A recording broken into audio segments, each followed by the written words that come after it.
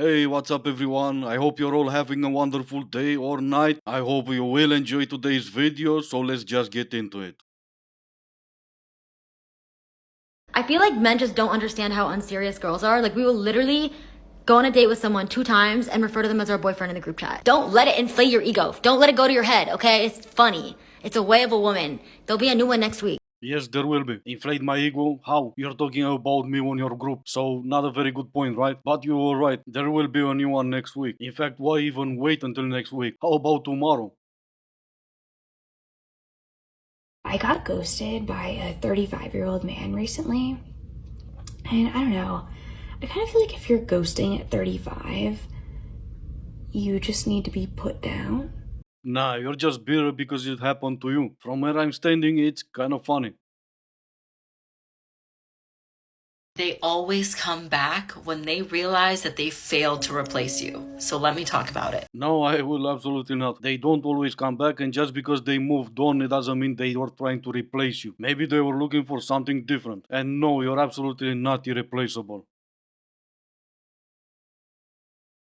This is going to upset men, and I don't care. Being asked to plan a second date is one of the most annoying things in dating. And I don't mean collaborating on ideas for second dates. I don't mean discussing what you might want to do. I mean when a guy says, let's go on a second date, and you say yes, and they say, great, can you plan it? Which has happened to me multiple times. They say, can you plan the second date? Here's why I don't like it. It reads to me like scorekeeping.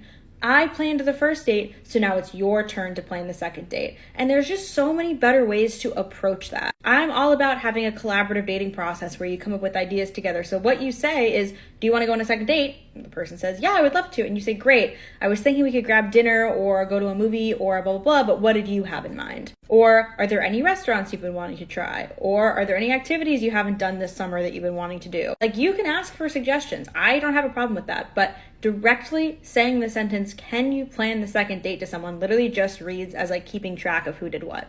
And I like planning dates, but I don't want to be told, hey, it's your turn to plan the date. Like, I like to go on dates, see how it progresses, offer my suggestions naturally as it comes up. And then when it's time to plan a date and I want to plan a date, I'll plan a date. But I don't want to be told, like, your turn to plan the second date. I just hate how that comes off. So if you planned the first date and you would like the other party to plan the second date, there are ways to ask leading questions, to get suggestions, to make it a collaborative experience without saying, your turn, better ways. Yeah, that's not you planning the date, that's me planning the date according to whatever you want to do. You like planning a date as long as you're not being told to plan a date? It sounds like you have some control issues, and it's not necessarily about keeping score. Maybe he wants to see exactly what you want and what you would like to do without his opinions on the matter. Or maybe he wants to see if you would go straight for a 5-star restaurant, so he'll know for sure that second date it's not gonna happen.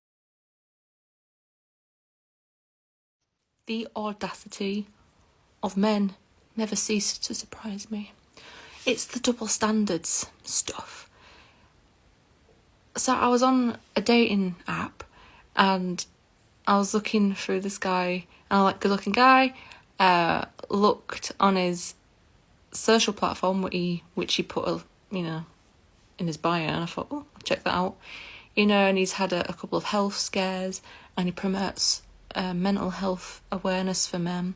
And I'm like, green flags.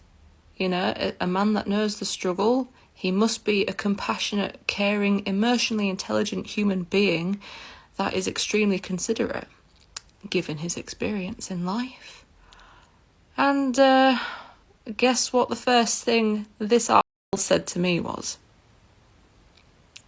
I'd like to see your legs wrapped around my face. Is this the vibe I'm giving off to you guys? Yes, you're a bikini model without being asked by anyone to do any modeling, so pretty much. And don't expect anyone to take you seriously if you're not gonna take yourself seriously. All of you have to stop hating younger women who date older men and thinking that they only do that for the money. Not only for the money, but also for the financial stability and safety. Well, if she wants to have a lot of money, she should go work. Honey, we live in a world where it's highly unlikely that women will ever make as much money as men do. I personally cannot date guys my age because I overgrew them in middle school. I'm 22, by the way, and guys my age, they lack only one and the most important thing, which is experience. And I don't want to be the one who they practice with. When you date older men, you're absorbing absorbing and learning so much from their life and their business. You get to see a different world. You're treated completely differently and you are much more respected. No, but he will still treat you like shit, and eventually he'll just gonna find a new girl. Any man will treat you the way you allow him to treat you. Before you judge, if you had an opportunity to drive Toyota Corolla or a Rolls Royce, I highly doubt that you would choose the first option. You don't drive a Rolls Royce, you have a chauffeur. So I'll take an Audi if given the chance. And no one is judging you. You date whoever you want to date. But if you're dating someone for financial stability, you can still say you're dating for his money. You can really be poor and financially stable, right? There's nothing a man should fear more than a woman who's comfortable being alone. Yeah, that's awesome. You stay where you are and I'm gonna do me.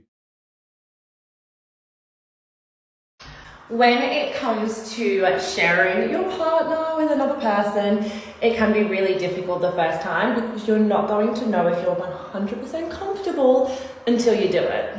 Now, in our situation, we just set boundaries. We had open communication throughout the whole process, which can be really testing, but you've got to make sure that even when you are doing the deed for the first few times, that everyone's 100% comfortable, and if at any stage someone isn't, it needs to stop.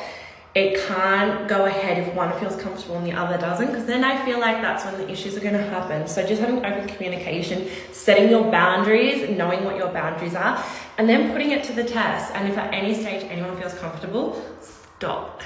I mean, luckily for us, we're in the industry, so the first few times was with industry professionals, which makes it so much easier because they kind of understand it's more of a business transaction. So that definitely made it easier for us. But yeah, hopefully you find your feet and just have lots of chats about it. Make sure everyone's comfortable and keep touching base throughout the whole process. Yeah, see, that's really important. Touch face while you're getting railed by some professional. Absolutely. Boundaries. There is no boundaries for you. You're a professional as well. And how exactly is sharing your partner a business transaction? Is it a business or is it for his or your pleasure? Also, you don't know 100% if you're comfortable until you do it. What happened if you're not comfortable after you've done it? That's pretty much destroying your relationship because you wanted to get trained by professionals, isn't it? That there are brides out there who are like requiring their friends to essentially spend like hundreds, if not thousands. Yes. And can we also talk about the single people who are going to be expected to spend those hundreds of thousands of dollars on their own single income, on top of the fact that their efforts will usually not be reciprocated? In a patriarchal society that glorifies marriage and motherhood, it is usually only events related to having kids or having a wedding where people are expected to spend an exorbitant amount of money and time and effort to celebrate those things. But what about the milestones that are beyond marriage and motherhood?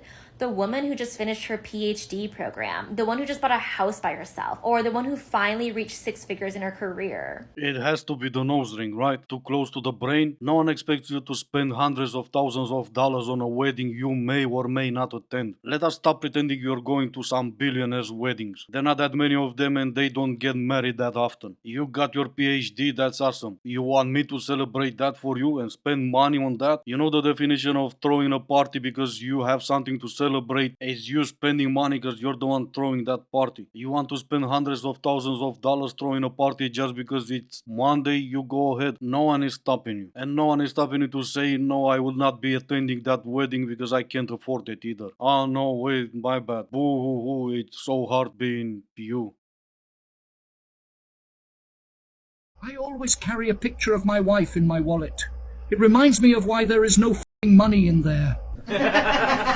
And this will be the end of the video. As always, I do hope you enjoyed it. If you didn't, I still appreciate you for making it this far. Thank you all so much for watching. Stay safe and I will see you in the next one.